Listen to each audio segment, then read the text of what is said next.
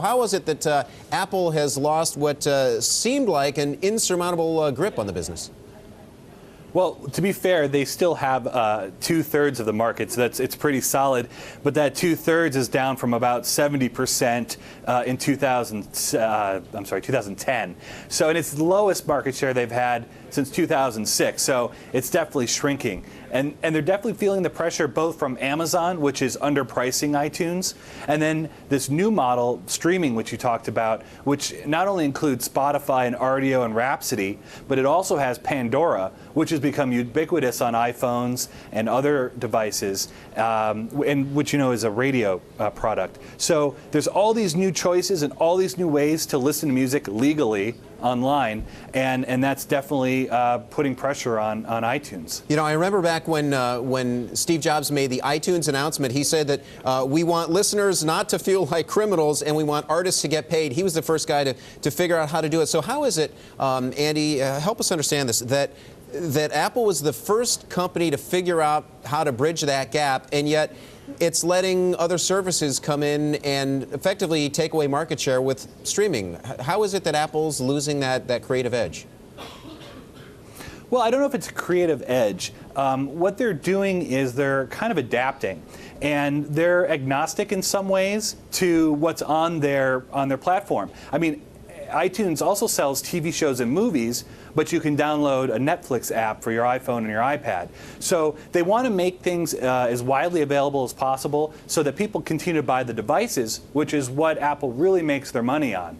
So with Steve Jobs in the iTunes store, the idea was, hey, we can find a way to legally sell music because we have all these iPods out there and people are buying them, but they need music to put on those iPods. It became a kind of beneficial relationship.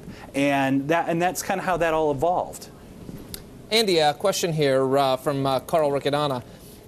I was wondering if you thought for Apple to compete in this space a little bit more effectively, will they just reinvent their existing product, or do you think they would bolt on a Pandora or some other streaming service?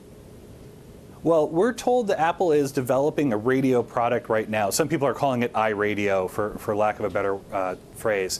But it's going to function a lot like Pandora, where you choose the artist or the genre, and it just plays music from a central library that you either own it or don't own the music, and it'll just play, and a commercial will be interspersed in there, occasionally.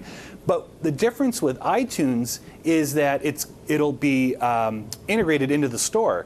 So when you have a list of songs playing, you can go back and buy that song. Maybe they say, buy it now for 69 cents.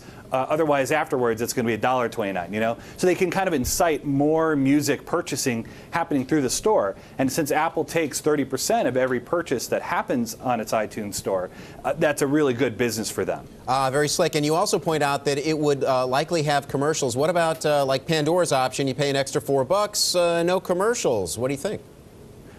Yeah, at this point, it's unclear if Apple would offer an ad-free service. Right now, with the talks that are happening with the record companies, Apple is talking about an advertising supported service that would be free for people to use. That way we get the widest possible base of users and have the best chance of selling music and exposing more music to people.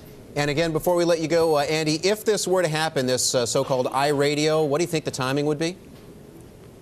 We're told that it's going to be introduced later this year. It could be a fall event, and Apple does traditionally release music products and iTunes products in September. So that might be a timeline to look for.